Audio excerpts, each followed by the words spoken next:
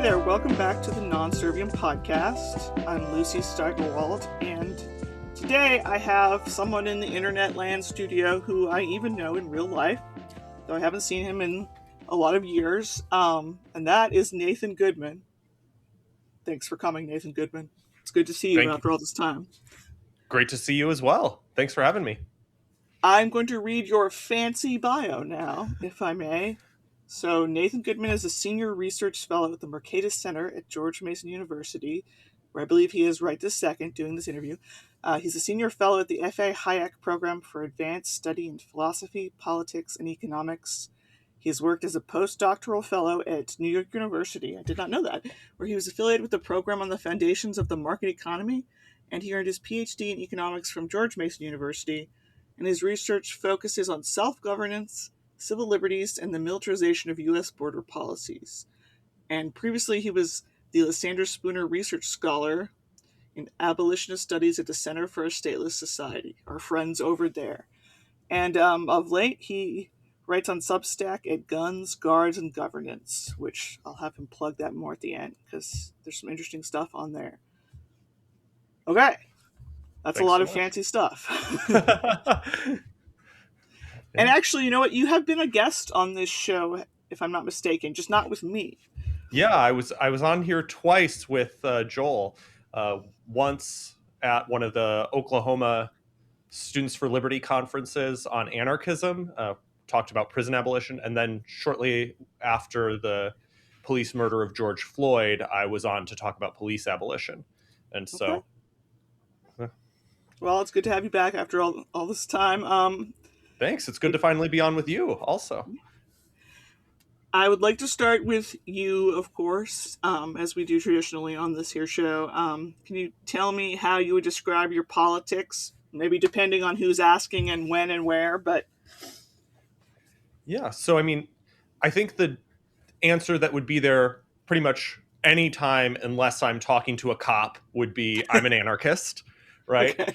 And so that means that I believe in freedom. I believe that ruling over other people is wrong, and that we should try to identify ways that we can live via voluntary association, social cooperation, and consensual arrangements rather than hierarchical forms of domination, right? And then if people pressed a little bit further and said, well, there's a lot of different kinds of anarchists. What kind are you? Then I'd say I'm a left-wing market anarchist. And so that means that, like left anarchists of all stripes, I oppose all forms of hierarchy and domination, not just those that involve aggression or direct state control. I'm concerned about the oppression that people experience at the hands of abusive partners. I'm concerned about the oppression that people experience at the hands of, or not necessarily the hands of, but as a result of domination by bosses or by landlords where they can't find alternative spaces to live. I'm concerned about the domination that people might experience due to racism or sexism or homophobia and transphobia. I'm concerned about the domination of non-human animals in factory farms, right? I'm concerned about all these things that leftists care about. But unlike some left anarchists, I think that markets are really important and useful for social coordination and cooperation, that they help us discover ways to coordinate our plans with each other so that we can achieve things together that we never could apart. And so I think that any flourishing anarchist society is going to involve a significant space for market activity and voluntary exchange, for individuals and voluntary associations having relatively stable claims to certain possessions and physical goods that they can then exchange with each other, right? So I'm a market anarchist, but I'm a market anarchist who thinks that we achieve left-wing ends via, in part, the means of having relatively free markets. This doesn't mean everything should be mediated through markets. Some things should be held in common. It's good to have civil society, voluntary associations, mutual aid groups, and I encourage people to participate in those aspects of life, right? I don't think that everything should be done via buying and selling, but I think the emancipatory ends of left-wing anarchists can be effectively achieved in part via bottom-up cooperation through markets, and that if we got rid of the types of barriers to entry that are erected by states as a result of their collusion with and cooperation with incumbent businesses, markets might also look a lot different than they look right now, because we might see more competitive entry, more opportunities, more different forms of experimentation, and people would have more alternatives to the arrangements that they might currently find themselves in, where they don't have alternatives to their current workplace, their current place to live, and so on. And so people would be able to escape more oppressive types of economic domination. So that would be sort of my general answer. And then if I'm in the right academic settings, I might also describe myself as a liberal or a classical liberal. And some people might say, how can you say you're both a liberal and an anarchist? Sometimes I might use the term radical liberal, but people get really mad when I do that sometimes.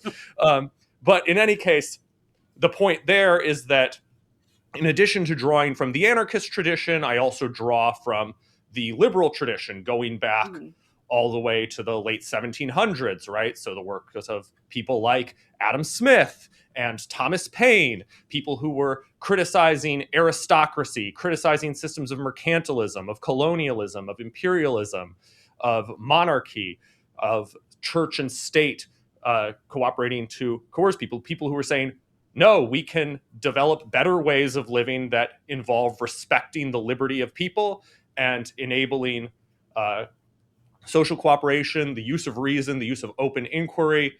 And like the individualist anarchists of the 19th century, I think we can draw on this liberal tradition to advance arguments for a type of anarchism. So the great 19th century individualist anarchist Benjamin Tucker referred to himself as an unterrified Jeffersonian Democrat and as a consistent Manchesterist, with that referring to the Manchester free trade liberals, right? So I think the consistent application of ideas like separation of powers and free trade and federalism and polycentric governance, all of these ideas that you can draw from the liberal tradition can be applied to make arguments for something more radical than just the preservation of liberal democracy. Though against the current onslaught of authoritarianism, it's also important to try to preserve the liberal principles that do exist in existing institutions, albeit deeply imperfectly applied.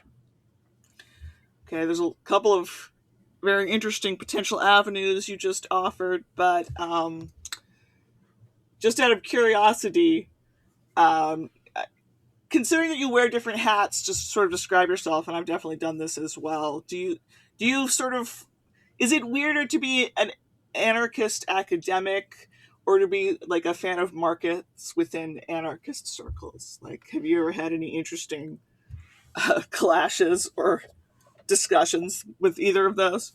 Oh yeah, absolutely. So, sometimes I mean, and sometimes I don't want to get into a fight. I just want to work on a project. So I don't necessarily mention everything about my views, right? Like if I'm trying to, get a specific thing done, I don't necessarily need to get into an argument over what economic system we want to have. Or if I'm trying to write a paper or apply for an academic job, I don't necessarily need to get into an argument over whether we should have states and hierarchies, right? But you definitely do see these things come up in interesting ways. In general, in academic spaces, my anarchism has been welcomed and maybe been treated as a bit strange, but as an interesting thing to discuss. In anarchist spaces, it varies, right? If I've sort of already built trust and demonstrated to people that I really do care about the things they care about, it's like, okay, this guy's, worked with me a bunch on protests, on mutual aid projects, on other things, and I've read his work. I see that he actually shares my values, and then the market anarchism thing comes up. Then people will be like, okay, maybe I disagree, but we can have that conversation. Whereas there certainly have been times on the internet where, somebody mentions Voltairine de Cleyre and refers to her as an anarcho-communist, and I say, well, I mean, she actually was an individualist anarchist, and they say, well, individualist anarchists are also communists. Read Novatore. And I say, well, that might be true of Novatore, but it's not true of the American individualists like de Cleyre. Read her piece with Rosa Slobodinsky, the individualist and the communist, and then this person calls me an ANCAP and tells me to jump in a river and then blocks me, right? This is a real interaction that happened. So, sometimes these things occur, usually more online than in real life, but, it really varies. And because I met you via Students for Liberty gatherings in real life. I noticed the other L word, libertarian, is not mentioned. I don't know how you feel about both big L and small L libertarianism now. If you, I guess I don't know if you ever use the word to describe yourself much, or if you, how you feel about it in general. Yeah. So it's not usually the first word I use. If someone asked whether it applied to me, I wouldn't say no, right? Like somebody who thinks that people should be free, that it's important to have civil liberties, social freedom, and free markets, that states are always and everywhere organizations that involve unjust aggression and rights violations, someone who's built on the kinds of thinkers that I've built upon, it's fair to call me a small L libertarian. I've never been a member of the Libertarian Party, though I have gone to like LP events at various times. But I've never been a dues paying or voting member of the Libertarian Party. I've never voted for a Libertarian Party candidate that I recall. I've spoken at some LP events back in the day. So there was a Libertarian Party of Utah event where I spoke on behalf of Salt Lake City Slut Walk about how rape culture involves a culture that reinforces aggression and rights violations. So I've engaged with both big L and small L libertarian spaces over the years, more with small L libertarian spaces like Students for Liberty and various libertarian or classical liberal academic institutions, including my current employer, the Mercatus Center, which tends to use the classical liberal language, but certainly could be also referred to as part of the broader small L libertarian movement. I'm on the board of the Fully Informed Jury Association, which was founded by people who had met through the Libertarian Party, and that organization, while not strictly libertarian, we try to educate people from across the political spectrum about the rights of jurors to exercise their conscience and vote not guilty in cases where they think the law is unjust or would be unjustly applied, right? FIJA does grow out of the libertarian movement. So I have deep ties there, and I don't want to, conceal that or deny that. At the same time, it's not going to be the first word I use for a couple of reasons. One is the level of different misconceptions people might have when they hear libertarian, especially given the more recent state of the Libertarian Party, but also given the longstanding association between libertarianism and conservatism, right? Mm-hmm. Like, if I say I'm a libertarian, people's first association might be, oh, so this guy's a Republican, but maybe socially liberal on some issues or something. And I've never been a Republican or a conservative, right? My political journey, which we might get to, started with being mad at the Bush administration over violations of civil liberties and over their theocratic stance on social issues. And I was kind of agnostic between different perspectives that were compatible with that. Everything from libertarianism to anarchism to democratic socialism and certain types of civil liberties minded progressivism. And my views on economic issues congealed later after reading a bunch of different things there. So I've never identified with the right. And so the types of confusions that might come up if I say I'm a libertarian are going to be genuine confusions that would fairly deeply misrepresent my politics. Whereas if I say I'm an anarchist, people might still get a mistaken idea about what my views are. But it's going to be one of two mistaken ideas, right? One of those mistaken ideas would be that I'm an ANCAP. And one of those mistaken ideas would be that I'm an anarcho-communist or a social anarchist of the anti-market variety, right? And both of those are false, but both of those are closer to true than you're a Republican, right? Like the ANCAPs, I favor a stateless society with free markets. And like the social anarchists, I favor mutual aid, I favor non-domination, I favor participating in social movements to emancipate all people as well as non-human animals, right? I favor engaging in prisoner support, right? Like, I think that both of those are going to give you incomplete parts of the picture. And usually which misconception someone is going to have is going to be a more charitable version of either of those, because which misconception they have is going to be based on where they meet me. If someone meets me in a left-wing social space and I say I'm an anarchist, the misconception will be, okay, so Nathan's a social anarchist.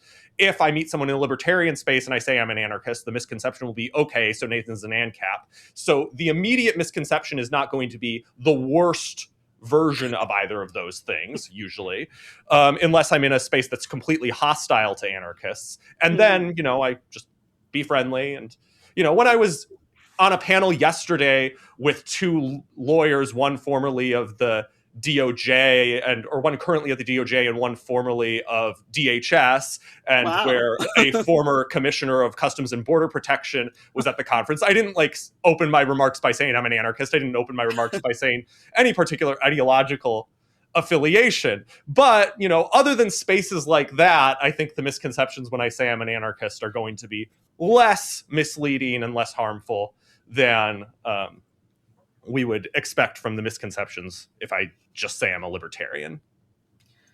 Well, we got kind of your some of your influences, but I guess I want to double check. Have you ever changed since, say, you started being mad at the Bush administration? Have you changed on anything? Did you ever lean in a different way and then go, "Oh my God, I was wrong about that"? Oh yeah, there's a bunch of examples that we can point to of this. So, one thing that I would say is I was a teenage rational constructivist, and so rational constructivism is a term that Friedrich Hayek uses to describe people who want to rationally reconstruct society from a set of principles that they devise or through rational inquiry, right? And so this is part of his critique of socialist central planners. And I got into politics, as I said, a big part of my objection to the Bush administration was their imposition of religious values. When I was in third grade, I decided I wanted to be a theoretical physicist, right? And then, I was very much the sort of person who would get into, posts from places like I fucking love science or whatever, right? I was really into the new atheists, right? Really into Christopher Hitchens and Richard Dawkins. My views on them have, changed a little bit over the years, as you might imagine. But my first exposure to both anarchist and libertarian ideas was through the website Positive Atheism, which had, a big list of quotations. They had a big list of quotations they liked, and that included sections from Thomas Paine, from Emma Goldman, from Ayn Rand, from Noam Chomsky, and they had a big list of scary quotations from religious fundamentalists and Christian conservative leaders and so on. So that's really formative for my politics, and I still think there are, harms associated with religious dogmatism that we need to take very seriously, but I see religion as something that is also very useful for some forms of social cooperation and for people engaging in action to help each other sometimes, right? So I've written papers on the Sanctuary movement, which was an interfaith coalition of different religious communities that were offering migrants a place to stay within their congregations in order to protect them from being deported back to war zones, right? I have deep admiration for that movement. I've written on how the Church of Jesus Christ of Latter-day Saints, also known as the Mormon Church or the LDS Church, how their non-state welfare system works. And I think there are some things that I dislike about that system, right? The amount of control and monitoring that they would exercise over aid recipients seems potentially dominating in a harmful way. And I disagree with the church on their stances on LGBT issues and on gender and feminism, right? Pretty strongly. But seeing and writing about ways that anti-poverty aid is administered within communities via non-state means that are organized through religion, that's been something that's kind of shaped my views in an interesting way. I was a pretty partisan Democrat when I was in middle school. And as I said, I was the kind of person who likes science and thinks they're smarter than other people. And so I was prone to certain types of elitist things like, oh, well, it sure seems dangerous if you just let anyone buy a gun. So I was pro-gun control, right? Later, I ran a Facebook page called Leftists for Self-Defense and Firearm Freedom about how the enforcement of gun control laws has all of the racial inequalities and injustices of the criminal justice system embedded in it, right? Like background checks, what are they checking for? They're checking for things like a criminal record. They're checking for things like drug use. They're checking for things like undocumented immigration status, mental health. Have you ever been involuntarily committed? And I see all of these as, to some extent, axes of oppression, such that when you have the state controlling who accesses firearms, they're going to restrict access for those who are most marginalized, right? And so my view on gun control over the years has taken, a 180-degree turn, right? I went from being pro-gun control because I, grew up in a liberal area with liberal, well-educated parents. I thought I was smarter than everyone else, and I was prone to just hearing positions from the right and being like, well, that's crazy, and not actually thinking through it, right? I was the sort of person who read Al Franken books with titles like Lies, and the Lying Liars Who Tell Them, and Rush Limbaugh is a big fat idiot, and just believing that sort of partisan schlock and just dismissing positions that were coded as right-wing out of hand. And so I've definitely changed on that. I think I try and more carefully consider positions on the merits rather than partisanship. And that's led me to hold different views than I did on issues like gun control. On economics, right? As I said, when I was in middle school, I was kind of agnostic between or dabbling with everything from free market libertarianism to various forms of state socialism, typically of a democratic variety, right? So I was never a Marxist-Leninist or anything, but I read Bertrand Russell, and I admired Eugene Debs, and I read Noam Chomsky and Howard Zinn, who, identify as libertarian socialists, but still have more statist components of their thinking. And it wasn't really until I read left-wing market anarchists like Roderick Long and Gary Chartier and Kevin Carson, as well as people like Timothy Carney and others who are more from the conservative side, but wrote about regulatory capture and the ways that government regulations wind up acting as barriers to entry that protect incumbent politically connected businesses from competitive market contestation. At that point, I became a left-wing market anarchist. I concluded, the use of state power to try to regulate markets in order to achieve progressive ends tends to, in fact, achieve more illiberal and, in fact, corporatist, pro-corporate, cronyist, state capitalist type outcomes by protecting incumbent firms from competition, protecting their monopoly rents, their monopoly profits. But even after I learned that, there was still some ways in which my views hadn't congealed to quite where they are today. So after I learned that, I became a kind of non-tendency radical. So I got involved in social movement spaces in Salt Lake City, Utah. And I met a lot of Marxist-Leninists and even Maoists and Trotskyists and stuff. And I never agreed with their positions because I had read enough Orwell and enough Bertrand Russell and enough Noam Chomsky and so on to say, well, the Soviet Union and these other, dictatorships clearly oppressed people. But these people, tankies tend to often know specific things about Soviet history that I don't. So I say, well, didn't they kill a lot of people? And they say, how many of those deaths were non-births? And I didn't know. I hadn't looked into the specifics of data analysis around how we got the death tolls from these regimes. And if I were to push them on, well, what about regulatory capture? They could say, well, it's not as though we're just regulating markets. We're doing a full-blown revolution where we're going to kill and repress and gulag the bourgeoisie and fundamentally change the class character of the state. And I didn't like that, but I couldn't easily say, well, you'll just be captured by the capitalists. They had an answer to that. And so the specific public choice-driven concerns about regulatory capture that work as an argument against liberal progressive reformists and social democrats don't necessarily work against a revolutionary Marxist. So there was a period where if you sort of think about which views you see as within the reasonable set, there was a period while I was in college where it was everything from radical forms of free market libertarianism to revolutionary Marxism, but any sort of mainstream politics was outside of the reasonable set. And so since then, I've shifted. Marxism is out. Certain forms of reformist liberalism that are focused on protecting civil liberties and engaging in reforms that would liberalize and open markets and try to get rid of some of the upward wealth redistribution associated with cronyism and associated with exclusionary zoning and so on. That's back in the reasonable set. And so now my reasonable set is, the anarchists and the anti-authoritarian left, plus the sort of broad liberal tradition understood as those who are, committed to the principles in the Declaration of Independence, the principles of separation of powers, of individual rights, of having a society where there's, pluralism and free expression and markets and so on. So my reasonable set has shifted from the sort of non-tendency radical reasonable set that I had in college to people who believe in and value freedom in a way that robustly protects individuals, right? So that's a change. So through that period, I identified as a left-wing market anarchist through all of that, but what sorts of rhetoric I might use, who I would see as a viable coalition partner, that changed over time. And I think part of that is changing social circles, right? Mm-hmm.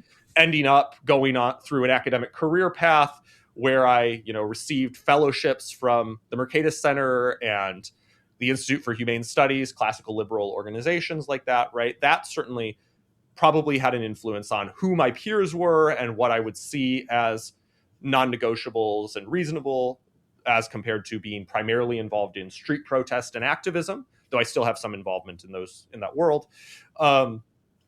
And I think the other thing that shifted, though, was seeing with the rise of Trump and the alt-right that illiberal groups that are out of power can actually find themselves in positions of power and do real damage, right? I think there was a view that I held when I was in college that, well, the real enemy is the system, the state, the alliance between big business and big government. And any sort of anti-establishment, anti-system view that challenges that coalition is a potential ally to fight against this. This seems to be kind of the view of some of the people at antiwar.com, for example, in terms of who they'll publish, right? Yeah. But then once I saw that the once out of power fringe alt-right people could take power and make things a whole lot worse for a whole lot of people, could wind up moving us from a system that horrifically restricted immigration but had some legal pathways to a system that was gutting legal pathways and enacting harsher and harsher domestic police militarization and unjust detention in order to implement a mass deportation agenda, right? Seeing that in real time makes you realize, oh, the illiberal who you think of as a kind of a kooky, annoying person at your protest, but a potential ally, could become a tyrant within your lifetime. You need to actually care about that. So that's a big shift, is who I see as a real threat. For a while, it was only the people in the establishment ruling class are a real threat. No, the ruling class is permeable. You can sometimes enter it from being a weirdo on the internet. And so the weirdos on the internet with terrible authoritarian ideas, we need to be concerned about that. That also changed my views on the relative priority of things like anti-fascism, right? Mm-hmm. There was a time period when, again, my view was the enemy is these systems of power, not people's beliefs, right? A sort of, you need to unite the people against the ruling class kind of thing. And now I think ordinary people from within the people can have worse ideas sometimes than people who might have more institutional credibility and power. And their worse ideas can sometimes have institutional influence in a way that causes real harm. Not to mention that individuals who engage in their own sort of direct attempts at violence can also do real harm, right? Like if a neo-Nazi or a misogynist engages in a mass shooting or some other type, or storms the Capitol or whatever else, right? That can have real effects, and that can be really bad. So, yeah, that's a way I've changed. Me too on that last chunk, and I think you said it better than I've been able to the last few years, because I always will go back to but what about Ruby Ridge? The government can horribly terrorize a weird racist family, or oh yeah, and that's a real problem. And I think we should care about that, right? So just because someone is a prospective tyrant in waiting doesn't mean it's okay for the state to brutalize and repress them, right? So whether it's a weird racist family or a right-wing populist militia or a tanky Marxist-Leninist party, right? When they're subjected to centralized state repression that violates civil liberties, we should be pushing back on that. We should be pushing back on it in a way that doesn't involve elevating the victims of that state violence as unproblematic heroes, that doesn't involve building a set of coalitions that empower our future oppressors, but we should take it seriously, right? So Yeah. if you see an alert from a group that grew out of a Marxist-Leninist party that says, hey, our members are being politically repressed and prosecuted for their protest activity, or for selling a communist newspaper, or for whatever, or for material support for terrorism because of a 6 degrees of separation tie between them and a Marxist-Leninist party abroad, you should be concerned about that, and you should be pushing to defend civil liberties in that case. You just should be thoughtful about how you're setting up alliances so that you're not necessarily saying, all right, and therefore I need to be taking my direction on social movement activity from Marxist-Leninists, or I need to be taking my direction on social movement activity from right-wing populists and fascists, right? We should be building our own identity as anti-authoritarians, and yes, fending off authoritarian threats, whether they're coming from outside of the current levers of power or whether they're coming from the top, right? The national security state is a threat even when they are threatening authoritarians, right? We both grew up during the global war on terror, right? Mm-hmm. The terrorist groups that the government were fighting are authoritarians. Muslim theocracy is deeply oppressive and bad, and those who want to impose a theocracy that oppresses women, that oppresses gays, that oppresses people who are outside of their religious tradition are authoritarians. Mm-hmm. But that doesn't mean that the global war on terror is acceptable. It's a horrific engine of mass death and violations of civil liberties, and we need to be pushing back against that. That was extremely well said. Thank you.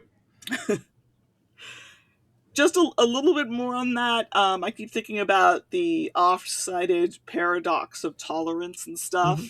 And obviously, this is a very C4SS type of thing. Like, you're not the only person I know who's a fan of liberalism, shall we say, and anarchism, radicalism. But there's definitely an idea that those things are at odds. And even now, if you sort of get misty-eyed about whatever, like, the Trump administration has ruined recently, you sort of, sometimes it's like you're fawning over an institution, maybe just the way it was described but never was and stuff. Mm-hmm. I don't know how, I don't know if you have a way to sort of gel like radicalism and liberalism together and stuff, especially to a skeptic who thinks that, like, well, you're tolerating, the 10 idiots protesting, and well, then, you get your authoritarianism and stuff. Like, I don't know if that makes sense. Yeah, so I think that in part, toleration doesn't have to mean never pushing back on people, mm-hmm. right? There are a bunch of things you can do that don't involve either having the state crack down on people or even engaging in physical violence against anybody, right? So a lot of the work that's done by anti-fascist groups is researching far-right and neo-Nazi and right-wing authoritarian groups, and then publicizing what they've found. And mm-hmm. then maybe those groups are hosting a conference, you call the hotel, right? And say, hey, do you really want to be hosting this, right? And some people might say, oh, the calling the hotel to get their event canceled, that's illiberal. And right. Maybe in a thick John Stuart Mill sense about the tyranny of social condemnation of particular forms of speech.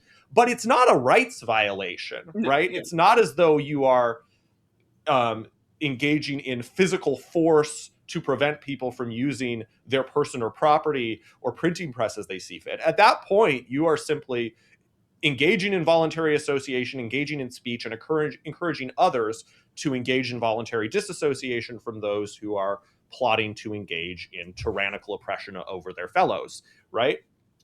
And so that is all sort of consistent with, albeit potentially in tension with some elements of, a certain kind of liberal anti-fascism, mm-hmm. right? What I would also say in terms of the question about being sort of misty-eyed and nostalgic for a system that had high-minded ideals but didn't ever really respect them, I think there's kind of a way to square that goes roughly like this. when the liberal tradition started, it was a radical critique of power, right? Adam Smith was engaged in a critique of the English commercial system as it existed, of mercantilism. Classical liberals were challenging throne and altar. They were challenging aristocracy. They were challenging slavery, though not all of them were consistent enough on that. They were challenging colonialism, though not all of them were consistent enough on that. There were divides within the liberal movement. But there was always a radical core that was challenging systems of power. Where we got to the squishy centrist type of liberal was when liberalism had achieved a partial victory. Once you had governments that professed allegiance to liberal principles, that had constitutions that formally protected liberal rights, but of course violated them because that is the nature of government to do so, that is the incentives embedded within any system of centralized power, then you had the possibility for liberalism as a legitimizing ideology of power, because our dominant institutions profess allegiance to liberal principles. And at that point, you had the room for liberal centrism and for liberalism as a defense of what currently exists. And so, what I think is needed is restoring and revisiting the radical heart of that liberal tradition and saying that the liberal project has yet to be completed. In the last chapter of his book, National Economic Planning, What is Left, the economist Don Lavoie writes that our task now is to complete the American Revolution. That is, the American revolutionaries articulated in documents like the Declaration of Independence an ideal that involved the claim that all men, which we could then extend to all people, regardless of gender, are created equal, that they have certain inalienable rights. And every tragedy of the American experiment has been a failure to respect and to embody that principle, right? Slavery, colonialism, repression of women, repression of gay, queer, and trans people, cronyism, militarism, right? All of this, the surveillance state, mass incarceration, all of this represents the coercive imposition of a set of systems that are at odds with that notion of people having inalienable rights. All of that involves engaging in exercises of power that undermine people's ability to speak freely, to act as free individuals, to engage in voluntary association, to fully be protected from centralized power, right? And so what's needed is to say, well, those values need defense. And that defense means not just a rearguard action to defend what has been created with the US Constitution and with the set of institutions that have been built up, but to recognize that liberals never fully won. They had genuine victories, right? Like a system with separation of powers and relatively free elections and a Bill of Rights is generally better than a system without those things. A system where there's enough freedom for people to act engage in open inquiry as scientists and to start entrepreneurial projects is why we have vaccinations and modern medicine, and our lifespans are longer than those of 200 years ago. And we've had what Deirdre McCloskey calls the great fact of the great enrichment, right? Like we get to experience wealth and access to consumer goods and comforts that kings in the Middle Ages couldn't have received, right?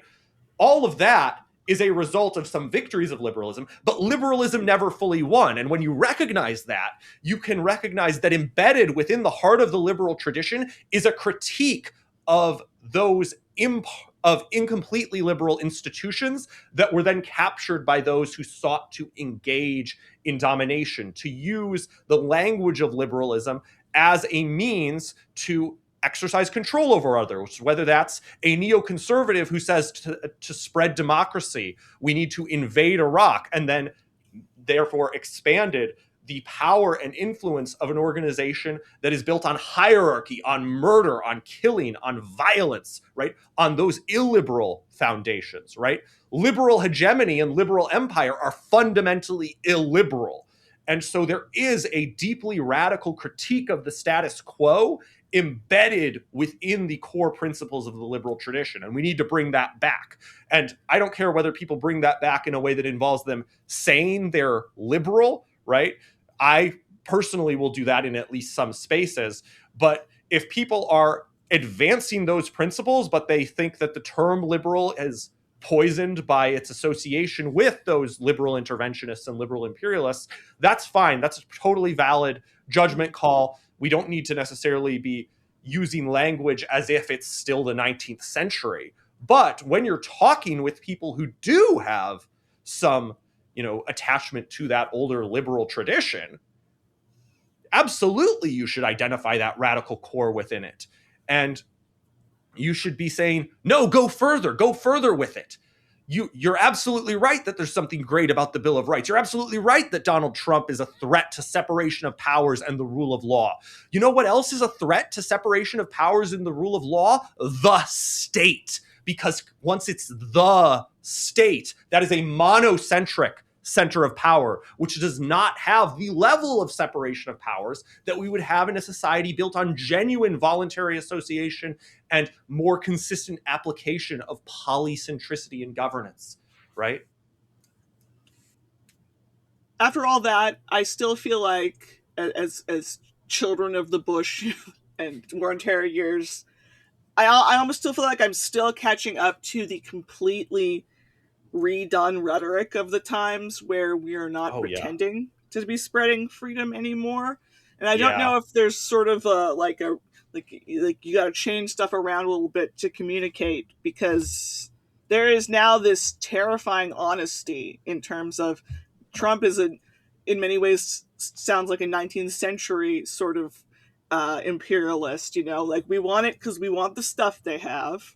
We don't want immigrants because we don't like them. Things of that nature. I mean, I used to think that might, do some good in that it was so terribly honest in terms of the awfulness. But I still find myself struggling to know how to respond to it, because people get bogged down. People who perhaps agree with us on many things get bogged down in sort of, well, he's right that Dick Cheney was bad, so like he's said some things are bad that actually were bad. Therefore, I don't know if you find if things particularly there have changed for you. Oh, absolutely. So, I mean, I think when people are professing allegiance to a set of ends that we share, we can engage in analysis of whether the chosen means are appropriate to the ends. And so at that point, you can say, look, I'm engaging in social scientific inquiry, and your chosen means are not going to achieve your chosen ends. If you want to spread freedom and democracy, centralizing power in a hierarchical organization that gets to wield violence in a way that brutally undermines civil liberties, not the way to do that. If you want to reconstruct institutions abroad, you're going to have a bad time because you don't have the relevant knowledge to do so, right? If you want to achieve prosperity for all people, you're going to have a bad time if you try to do it through the exercise of centralized authority, because that central authority lacks the relevant knowledge of the circumstances of time and place. But if someone says, I don't care about that, I just want power, I just want to be above these other people that I don't like because of where they were born or who they are or whatever, right? When you've got that fundamental disjoint in values, I don't know exactly how you reach that person, right? You instead at some point might just have to say, well, I'm going to push back on you and try to organize people to fight against you and stop you, right? And evade you. And just see them as somebody that maybe you can't persuade. Maybe they're an enemy. But I would say, at least some people should be seeking out, okay, what is it? Is there some underlying value that they're appealing to? So for example, as I mentioned, I spoke at a conference yesterday on the escalating militarization of America's war on drugs, right? Mm-hmm. And there were a bunch of policymakers there from both the US or a lot of former policymakers, might be some current policymakers and practitioners from the US government and from Latin American governments. And so there's something of a shared end. They're concerned about the violence carried out by the cartels. They're concerned about drug addiction and about drug overdoses, right? They're concerned about things that involve very real human suffering.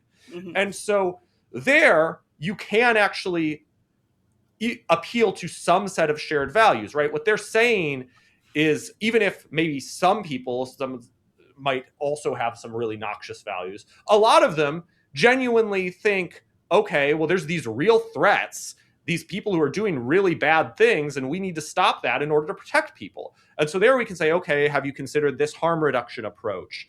Okay, have you considered that if you're worried about violence by the cartels, you should also worry about the violence that your militarization will create? If you're interested in ways that the cartels are a threat to the rule of law, you should consider how your militarized policies undermine the rule of law and individual rights, right? And so trying to identify points where at least somebody in the room, maybe not the person you're directly arguing with, but somebody in the room has some value that you can point out how respecting freedom more is going to advance that value. You can try and reach that person.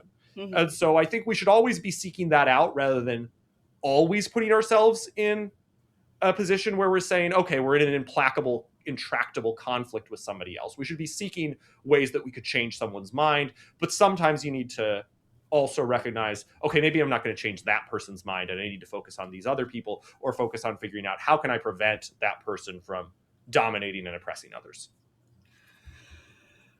Okay, so moving on a little bit to some of your writing in the time we have left. There's too much interesting stuff, but I wanted to ask you in general about, immigration stuff, but particularly how it leads to the surveillance state. And not to imply that I care more about Americans than immigrants, but God knows a lot of people do. And sort of, can you talk a little bit about just how the surveillance state or immigration law affects, let's say, everyone, at least, not just, the huddled masses? Absolutely. So in some of my work, including a paper in Constitutional Political Economy that's available open access called Border Militarization and Domestic Institutions, I focus on how the escalating militarization of U.S. border security policies leads to the cultivation of coercive tools of social control that are then used not just against those trying to cross the border, but against American citizens, including American citizens who you would not think of as near the border. And so there's a few ways that this happens. So one example is the use of drones for surveillance, right? So when we talk about drones, we're often talking about the global war on terror, right? These drones were purchased by the military and they're used to bomb families and funerals and weddings and everything else in Pakistan, right? And elsewhere as well, right? But these drones were also often the same model of drones, but not with missiles attached, sold to the Border Patrol to carry out surveillance along U.S. borders, especially the southern border with Mexico, right? And so Congress allocates this budget for Customs and Border Protection to purchase these drones, these unmanned aerial vehicles. They use them to surveil the border.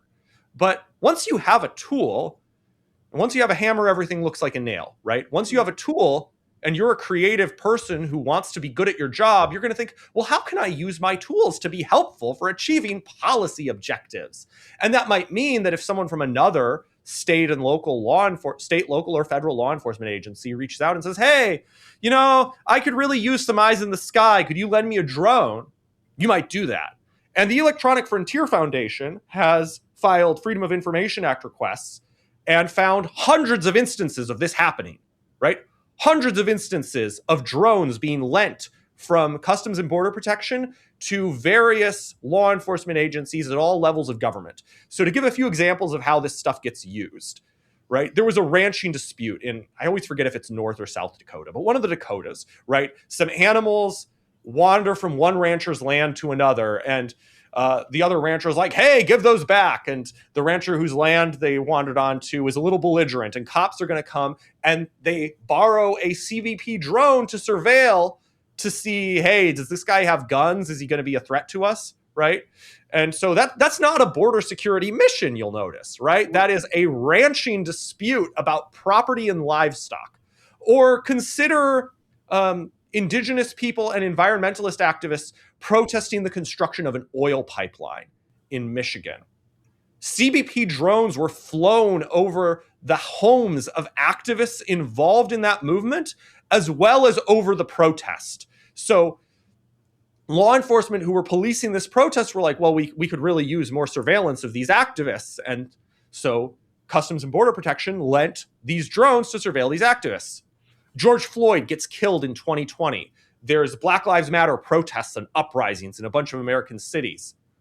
Customs and Border Protection lends drones to law enforcement agencies to surveil these protesters, right? So we go very quickly from, well, we're just monitoring the border in order to make sure that we stem the tide of undocumented workers, of illicit drugs and contraband. Oh, also, if you protest in a way that threatens our power, we're going to use these same drones to monitor you. Or think about the Border Patrol Tactical Unit. So the Border Patrol Tactical Unit is the Border Patrol's top SWAT team. The Border Patrol's top SWAT team. They were formed in the 1980s in response to rioting at immigration and naturalization service facilities. Oh. Their training is modeled on U.S. Special Forces teams.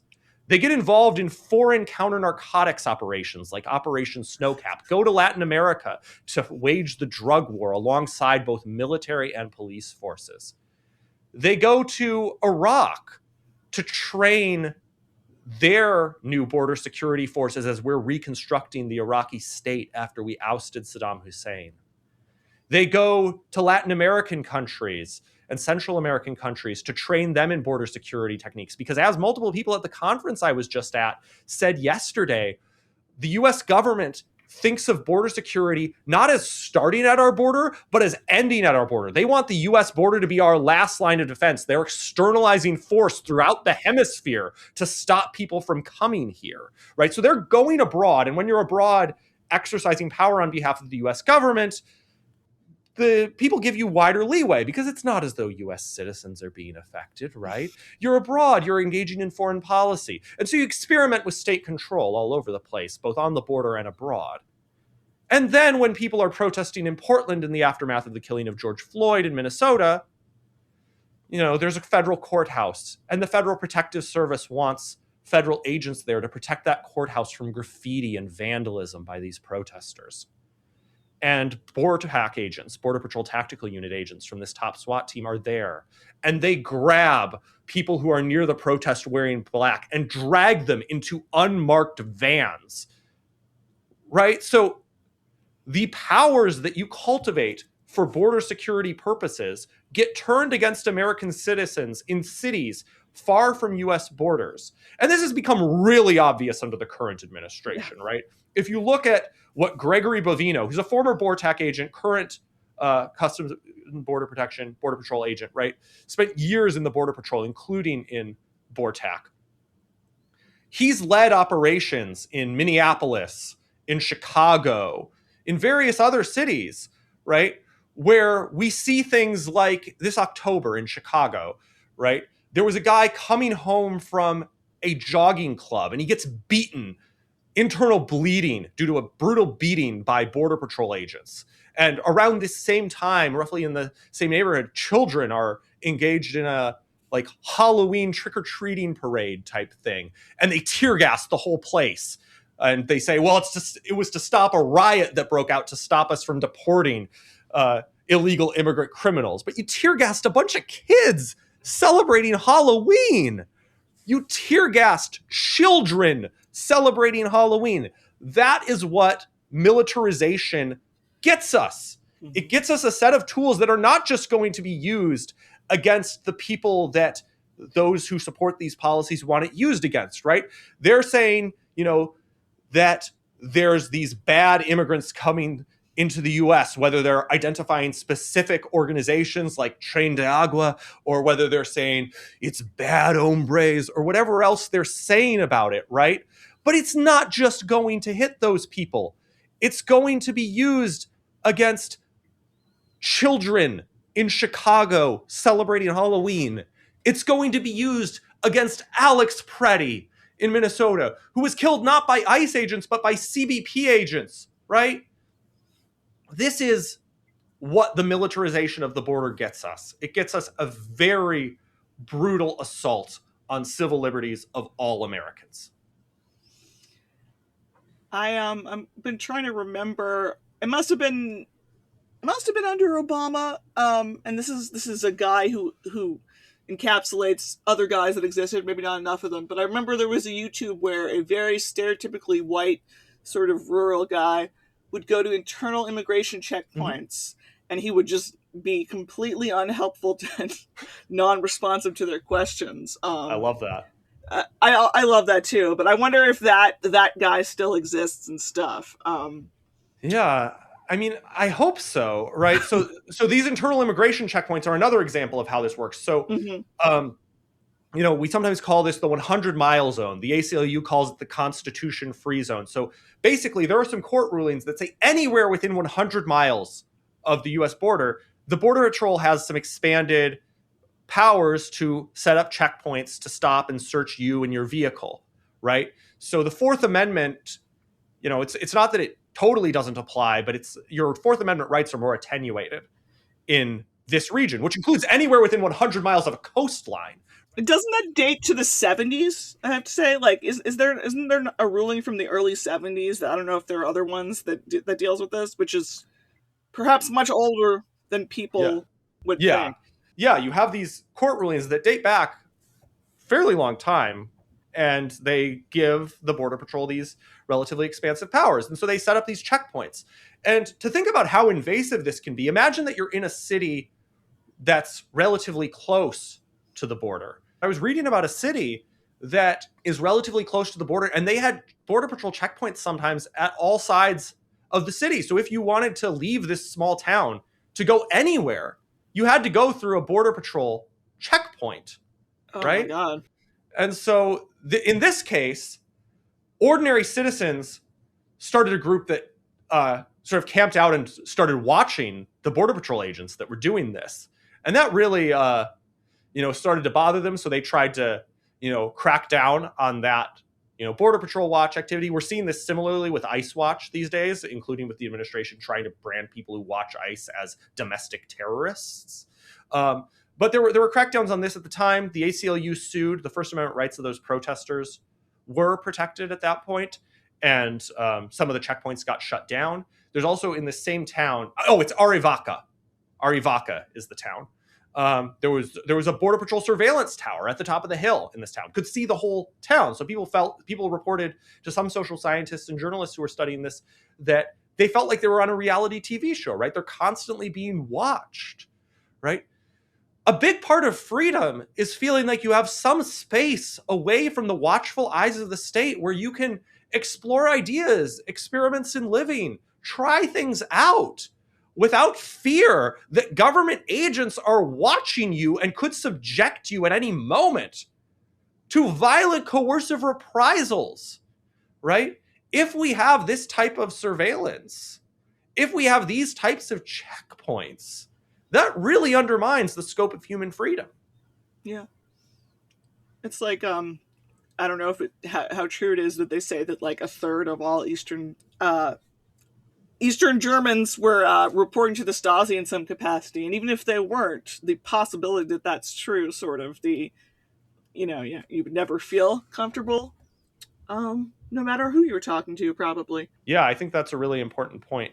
I want to ask you kind of your feelings about the current backlash to ICE, and not to get bogged down in like whataboutism, like nobody cared under Biden, but like, do you like how do you see the current dislike of ICE and sort of the movements against it? Like, do you have optimism, pessimism, somewhere in between about it? Yeah, I mean, I think that there's a lot to be hopeful about with some of this backlash against ICE, right? So some of what we're seeing with this backlash against ICE is people organizing on a decentralized level in their communities with things like signal chats to just let each other know when government agents are coming to kidnap their neighbors, Mm-hmm. right? I mean, that is sort of exercising agency in your own life in a manner that generates an opportunity to directly get in the way of those who are seeking to oppress and violate the rights of other people, right? The proliferation of know your rights efforts Mm-hmm. is really heartening. There's a lot of really powerful and good stuff that people are doing that involves sort of flexing these muscles of self-governance, of direct action, of building community that can be used to push back against authoritarianism. And I think that's really important and really powerful. I also think that this could lead to abolishing the agency called ICE. I don't unfortunately think that this will lead to, eliminating numerical caps on the numbers of immigrants who come here. That would be my preference. So we didn't have numerical restrictions on the numbers of immigrants that could come here until about the 1920s with the passage of what was called the Johnson-Reed Act. There was implementation of quotas a little bit before that, but prior to that, we had some bad immigration restrictions, but they were always qualitative in nature. That is, this kind of person can't come here. And sometimes that was really bad, right? So to take the worst example, the Chinese Exclusion Act said you can't come here because of your national origin and your race. That's really bad. And that then expanded to broader Asian exclusion. So that's really awful too. It's good that we abolished that. It's bad that the current administration is trying to essentially, when it comes to how things like refugee programs are managed and so on, push back towards a whites only immigration agenda, right? That's horrible. But what you had prior to Johnson-Reed Act was you didn't have quantitative restrictions. You had the Chinese Exclusion Act. You had restrictions based on other types of undesirable characteristics, like people suspecting that you were a sex worker. I oppose restricting on that basis as well. You had the Anarchist Exclusion Act that would say that me, and I think probably a lot of guests on this show, would not be allowed to, if we weren't from the US, immigrate here, right? Emma Goldman's deportation was in part based on this. That's right. So some of the first immigration restrictions were directly about stopping anarchists because we posed such a threat. Not me personally, I wasn't born yet. But you had the Anarchist Exclusion Act. But you'll notice all of these were qualitative restrictions. Mm-hmm. And with the Johnson-Reed Act, you implemented quantitative restrictions. And what happens when you have quantitative restrictions? Well, if anyone beyond the number of people under that quota wants to come to the US, they have no legal pathway to do so. And so they have strong incentives to immigrate illegally. And that's where you get this perception of border chaos. And you got some of this perception of border chaos even prior to that, because when you have broad qualitative bans as well, like the Chinese Exclusion Act, you're going to get migrant smuggling because there's going to be people who want to come to this country because the imperfect victory of liberalism meant that we have, compared to some places, a lot of freedom and a lot of economic opportunity.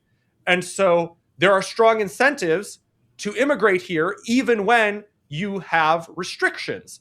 And so I think we need to abolish these immigration restrictions, or at least the majority of these immigration restrictions. And if I'm feeling conciliatory and compromising, if I want to propose something that people would see as reasonable public policy, I'd say, okay, well, you could have a set of qualitative restrictions that say, hey, if you're on this specific list of terrorist organizations, or you have been convicted of these violent crimes, or you have this infectious disease right now, we can quarantine you and stop you from coming into the country, right? Those qualitative restrictions, you could imagine that being reasonable, and that on its own doesn't generate a bunch of incentives for human smuggling. But I think as long as you have these types of immigration restrictions, you're going to have the perception of chaos, and you're going to have a lot of people who are here without legal status, and that's going to lead to demand for unjust immigration enforcement. And so I think ultimately what we should want is the abolition of these restrictions that generate these black markets and that generate the incentives for militarized and oppressive immigration policing and immigration control.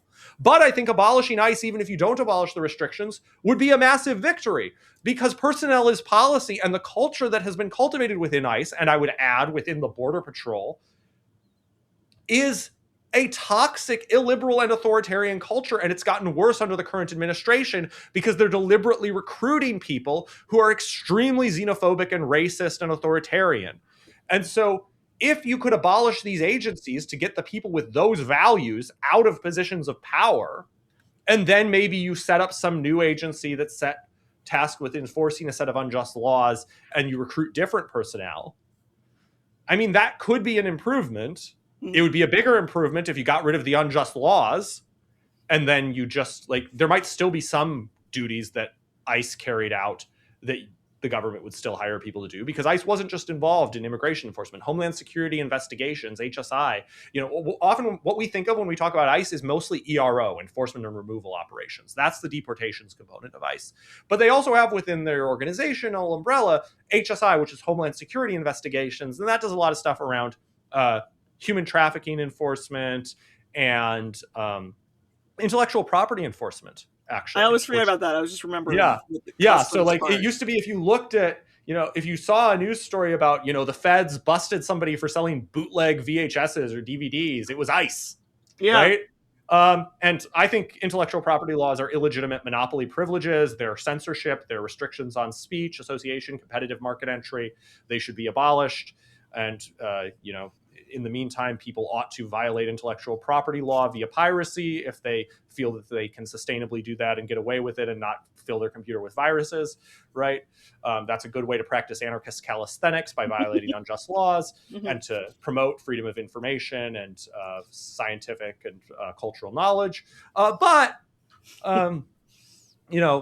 it's also the case that even if we abolish the unjust immigration laws, the federal government might still set up a police force to enforce intellectual property restrictions, and they almost certainly would set up a police force to enforce anti-trafficking laws, which if you eliminated the immigration restrictions, the anti-trafficking enforcement that would remain would be anti-trafficking enforcement. I mean, you would also need to eliminate prohibition on sex work. But once anti-trafficking enforcement isn't just your enforcing restrictions on on helping migrants immigrate without permission and on helping sex workers carry out their illicit business, then all that remains of trafficking is the stuff that we think of when it comes to trafficking, which is essentially human slavery and coercion and exploitation, and that should be stopped. So maybe some things ICE does would still exist after we abolished ICE and abolished immigration restrictions. I think there might be political momentum to abolish ICE. Polls show support for that. There's not political momentum right now for abolishing unjust immigration restrictions. So I think we have a lot more work to do when it comes to persuasion. Maybe that can change, right? Public opinion is not a fixed given, right? So people should push for abolishing immigration restrictions. There is a lot of support for legal pathways to immigrate for skilled immigrants. So you could create a lot more legal pathways, I think, in a politically sustainable way, and people ought to push for that. Maybe if you're pushing for that in the political arena, you shouldn't use words that people find scary, like open borders. Most people don't even use open borders, but imaginary Democrats love open borders. Yeah, most people who use the term are using it to criticize what they think of as just like any policy that's less restrictive, or they're criticizing the results of immigration restrictions and closed borders, right? They say we have open borders, and what they mean is people are crossing the border illegally.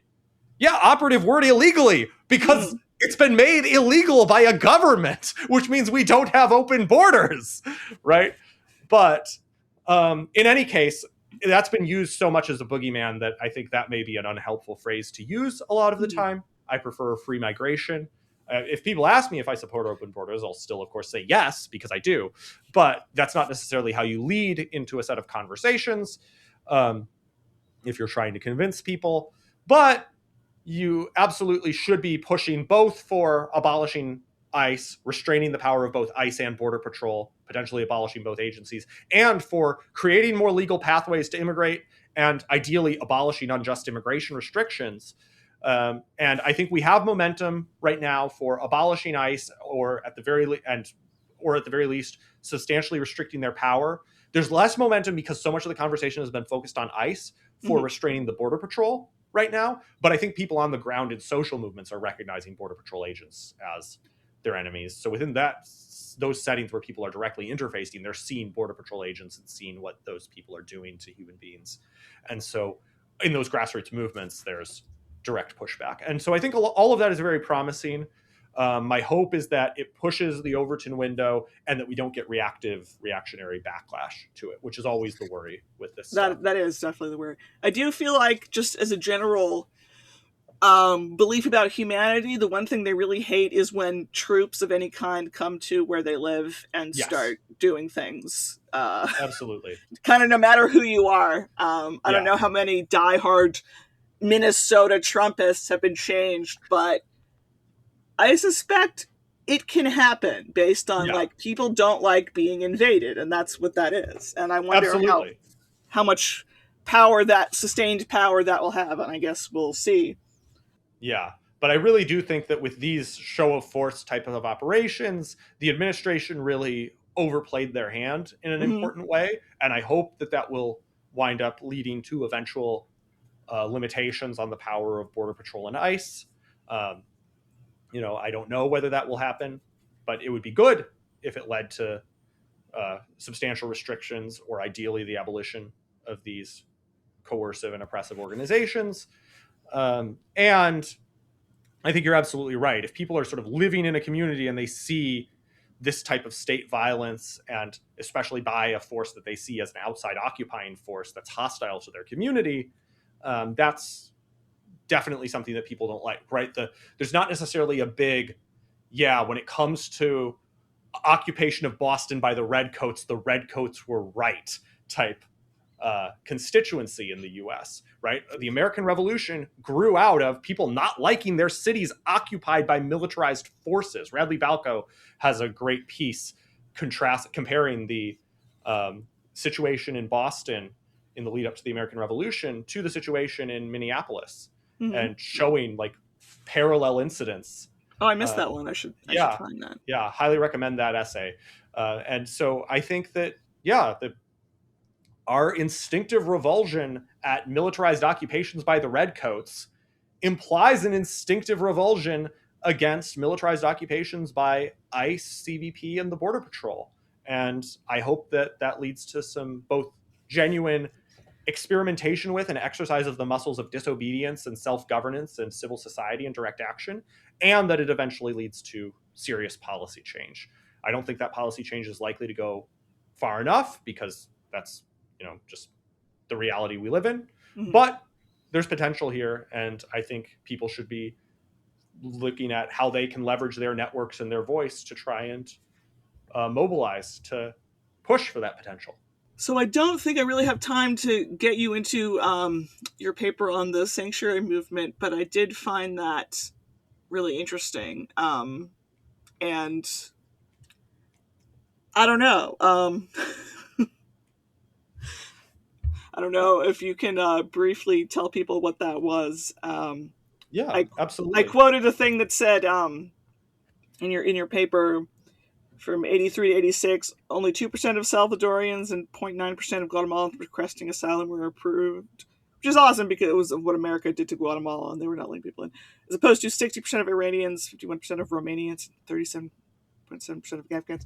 So basically, just like, I feel like America is pivoting back to oppressing Latin America with a renewed vigor that we haven't done since, I don't know, I was in kindergarten or something probably, but I don't know. Can you just talk about the sanctuary movement a little bit? Yeah, absolutely. So in the 1980s, there were civil wars going on in Central America, both in El Salvador and Guatemala. The US was backing the governments in these cases, as well as government-aligned right-wing death squads. Horrible human rights violations were happening.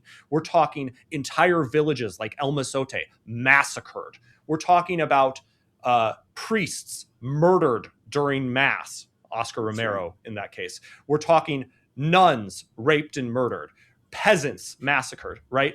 Horrible situation. And understandably, when you're in that type of horrible situation, people flee. People flee that type of state violence. And they fled to the United States. Now imagine you're a decision maker in the United States government, and you're thinking, well, you're thinking a couple things. One thing you're thinking is, how does it look for our foreign policy if we say that you need asylum from the government that we're arming and training right now?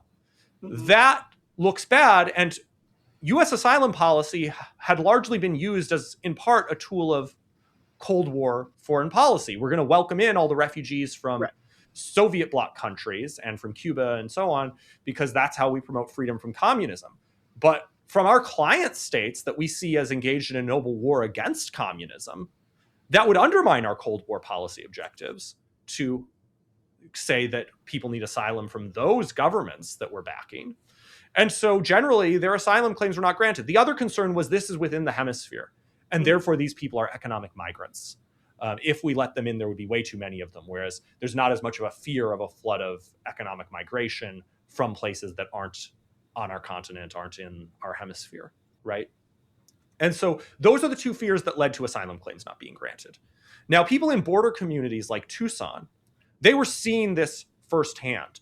And so people like John Fife, who was one of the co-founders of the Sanctuary movement, they were seeing what migrants were experiencing. And there were these sort of people who were doing things like offering to pay immigrants bonds to bond them out of INS, that's Immigration and Naturalization Service, which was the predecessor to ICE prior to the War on Terror. Right? People were bonding them out of immigration detention. INS raised the prices for bonds accordingly as that started to happen. And you had people, just offering migrants shelter in their home on their ranch. You had people doing things like trying to go to help with legal papers for these migrants and asylum seekers, but then finding that they had been moved really quickly in a way that prevented you from helping them, right? And so people thought, well, we need to do more. And so Southside Presbyterian, which is a Presbyterian church in Tucson, right? They started offering sanctuary, and they publicly came out as providing sanctuary, right? And they did this on the anniversary of the murder of Oscar Romero. And an undercover government agent who was at this basically said, we need to tread really carefully because, if we crack down too hard on this, they're going to be able to paint this as jackbooted thugs coming into Christ's house. Yeah, absolutely.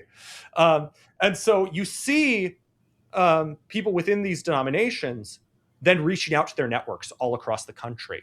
And you get a bunch of congregations offering sanctuary, and they coordinate with each other to run essentially a thing that they're modeling off of the Underground Railroad. Some of the people involved were Quakers, and they were very much appealing to the tradition of Quaker involvement with the Underground Railroad of people escaping slavery, right? And so they're saying, our faith tradition stood up for people that were fleeing oppression. We need to do that again. We need to directly assist people fleeing oppression. And so they did this. And what my co-authors and I argue is that a big part of how they were able to get this to scale to the point of 70,000 people participating in this movement that was directly defying the government, directly offering aid to asylum seekers and migrants, was that you didn't start by trying to coordinate and organize 70,000 people. Sure. You started in on-the-ground religious communities. And that sort of decentralization and polycentricity meant that you started with people who had face-to-face social ties, who had incentives to work with each other and to try and preserve their reputation with each other. And that meant that you had incentives to participate. Whereas if it was like, hey, we got 70,000 people doing this risky thing to help people, you want to help? And you just say that, somebody will be like, well, you've already got 70,000 people and I could get arrested. No. I mean, right? Like, not everybody's going to say that, but there's going to be a lot more people saying that than the people at your church that you see every Sunday or the people at your synagogue that you see every Saturday, right? Like, say, hey, can you help with this thing? Our neighbors need help, right? That's going to be something that actually mobilizes people.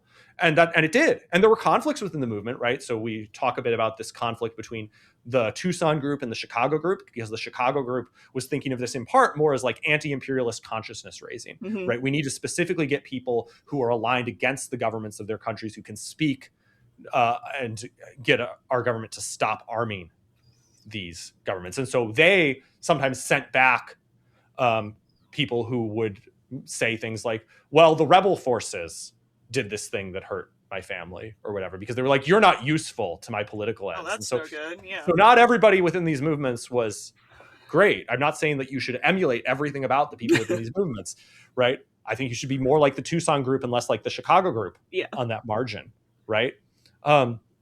But I think it's a really illustrative example of how people organizing from the bottom up, starting from within communities that have real social ties in the real world and that are small enough for you to actually come to agreements and build up the kind of reputations that encourage people to keep participating, that can generate real successes. And I'm not saying they won on everything, right? Some of them did get prosecuted. You had like FBI informants and agents going and infiltrating Bible study groups, right? Like the COINTELPRO tradition.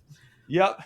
Exactly. And so you had all of this happening, but I do think there's a lot that we can learn from the sanctuary movement, and a lot of migrant justice organizing that happened since then grew out of this. Like a lot of the people involved in starting No More Deaths got their start in the sanctuary movement, right? The idea of sanctuary cities Sure, yeah, of grew course. out of the sanctuary movement in part, right? So all of this is something that we can see not as necessarily something where you need to emulate everything, but where looking at how people were able to organize from the bottom up in a situation where rather than being able to turn to a coercive authority to enforce cooperation, but instead needing to cooperate in a case where a coercive authority wants to stop you, that has lessons. That has lessons that are really important for defending freedom today and will continue to be important for defending freedom in the future.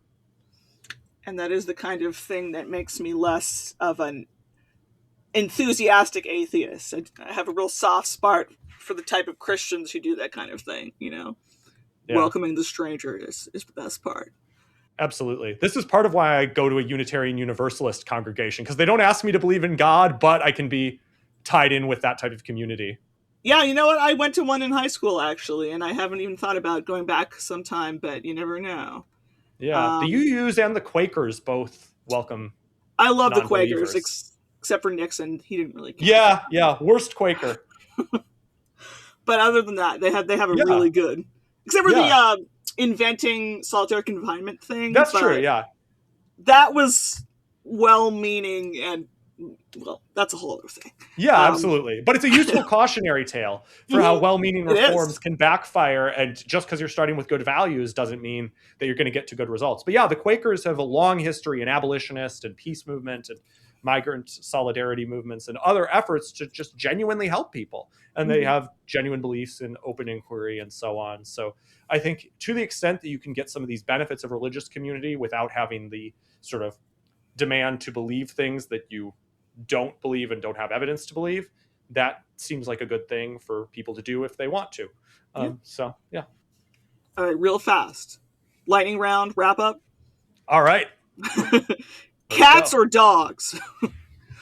I like both. That's such a non-answer. I have lived with cats. I have lived with cats more than I've lived with dogs, though I have also lived with dogs, and that's been nice. The secret answer is both, in my opinion. Yeah. Both, I think, is the answer, I believe. So, favorite Enlightenment thinker to have dinner with, say? Oh, that's a tough call. I feel like Basquiat was really witty. Yeah. Right? Like the Candlemaker's petition was funny. And so I think that could be a really interesting dinner. Good. First stop in your time machine. And you can get back. You're not stuck or anything. Do I have the ability to change stuff or just to visit? Let's say you're just observing. You're not going to get sick from old-timey germs. You're just going to see what something was like. Yeah, I feel like just as a consumption good, I would probably find some really good concert from the past. Yes. Go back. People never. That's always. That's so true. Yeah, I don't know. Like, I might go to some I might find a specific Grateful Dead show from the 70s, or Mahavishnu Orchestra, or Miles Davis, or Crass, or Chumbawamba. Like any Great number answers. of things, right? So yeah, I don't know what I would specifically pursue, but I would be like, all right, let me look through history of concerts and find something. Excellent. Courtesy of Chris, which I didn't realize this was an important question for you, the most underrated ska band? Ooh, that's a tough call. I do love ska. I tend to be into relatively recent ska punk stuff, so I really like Kill Lincoln. They're one of my favorite ska bands, as is We Are the Union. I think those are underrated, but they're not necessarily the most underrated because they're relatively big in the current scene. So if I were to go for most underrated, I really like Power Up, PWR, UP. I really like the Best of the Worst. Actually, I'm going to go with the Best of the Worst for most underrated ska band for this audience, because they have some political songs that I like, and they do a really neat sort of ska core thing, and the shows I've been to have been fun. So yeah, favorite ska band might be Kill Lincoln, but I think Best of the Worst is slightly less known, and so they're I'll put them under most underrated. I like ska, so I'm just gonna. I will probably look at some of those bands, which I don't say about all genres that people suggest. But I don't know Oh, enough ska, but I quite like it. nice. Voting, yes or no? I used to be hard no. Mm. So I used to, back in college, I tabled for the Vote for Nobody campaign Yeah. and stuff and put out zines that said, don't vote, organize. Um, I'll admit it, I've voted in some recent elections Mm. because I think that, there's certain politicians that are especially bad. And while your vote won't change the outcome, sometimes I might like more people to vote a particular way. Yeah. And so I feel like if I want other people to do a thing, I might as well do it if it's not too costly. So I used to be a hard no, and that's part of why I never voted for a Libertarian Party candidate. Is once I was old enough to vote, I was an anti-voting anarchist, and then once I was like, well, maybe I should vote, it was because the difference between the parties became big enough. So Yeah. I'm not going to tell anybody else how to vote, but I personally have voted in recent elections, and that's a relatively new thing for me. Well, I would say in a much more depressing version of cats or dogs, to me the answer is also kind of both yes and no, but that's not very Yes, helpful. voting is overrated, right? Because there's a bunch of non-electoral means to actually do more good where your Yeah. individual impact can actually change the outcome in a way that your individual vote is not going to change the outcome in any plausible election. And voting can encourage a set of mental habits that encourage you to be thinking primarily in partisan terms, in terms of which Right. candidate Right. you like or dislike. It can lead to you adopting positions because a candidate that you like holds them. So electoral politics brain is a real problem. It is That doesn't definitely. necessarily mean eschew electoral politics, because sometimes the difference in outcomes matters. Mm. Um, but I both still stand by it's dangerous to elevate voting as your primary mode of political engagement, but I'm not as anti-voting as I used to be, and I occasionally partake. In the spirit of that, worst U.S. president of all time?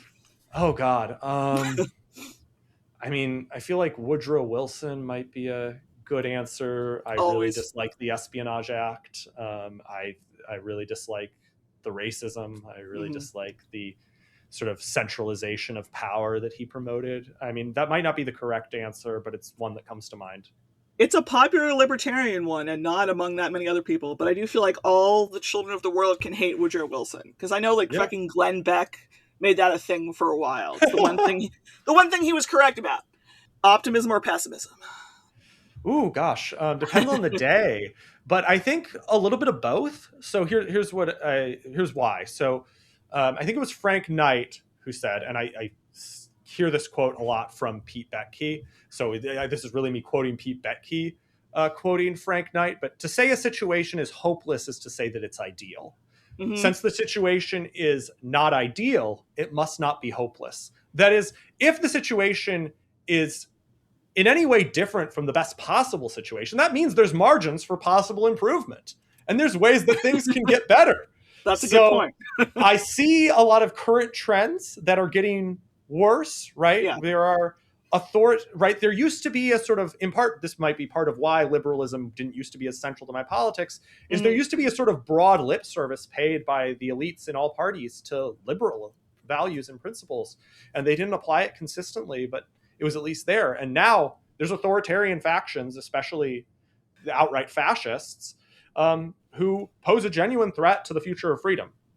There are good reasons to be pessimistic about that, but there's also good reasons to be optimistic about that, because there's real possibilities for pushback.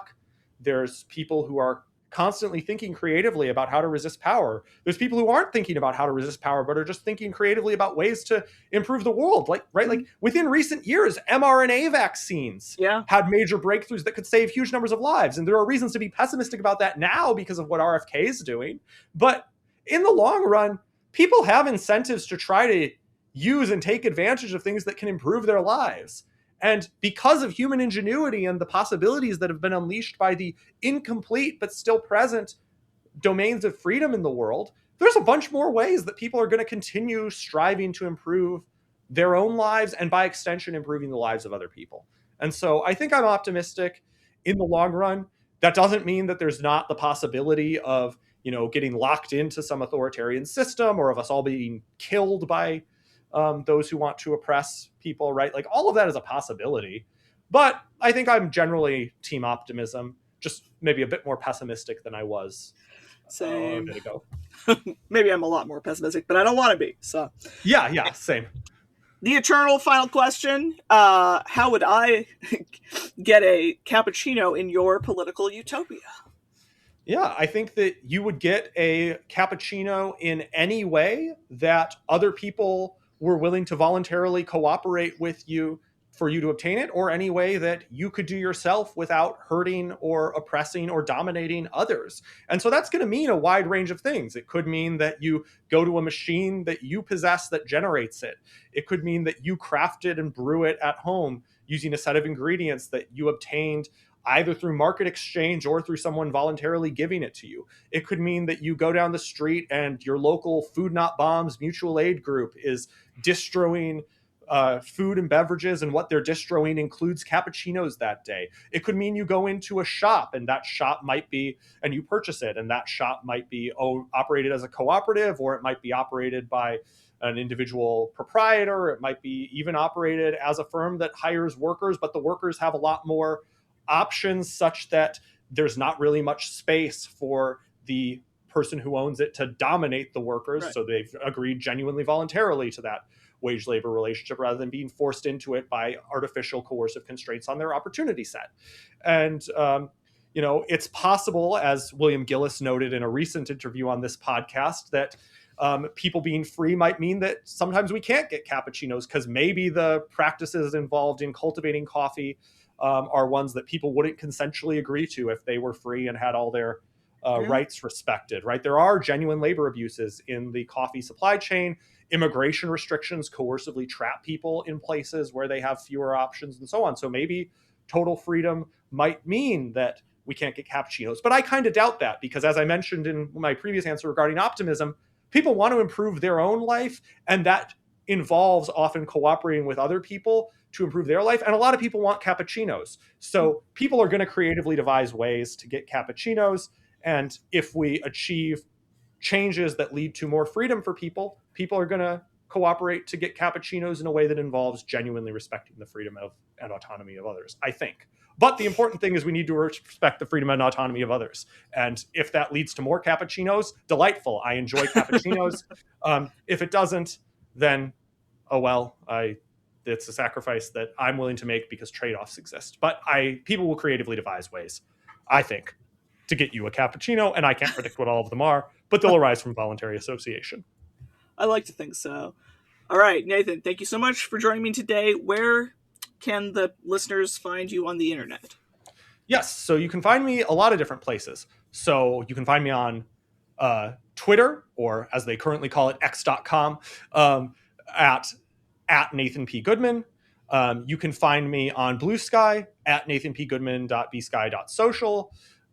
You can find my personal website, nathanpgoodman.com. You can go to the Mercatus Center's website, and I have a scholar page there that will list various publications and media appearances. You can go to my Google Scholar profile, where you can find my scholarly publications and the citation counts for them. You can go to my Social Science Research Network profile and download ungated working paper versions of a bunch of my academic articles. You can go to the c4ss.org website, Center for a Stateless Society, and find my older, more polemical anarchist work.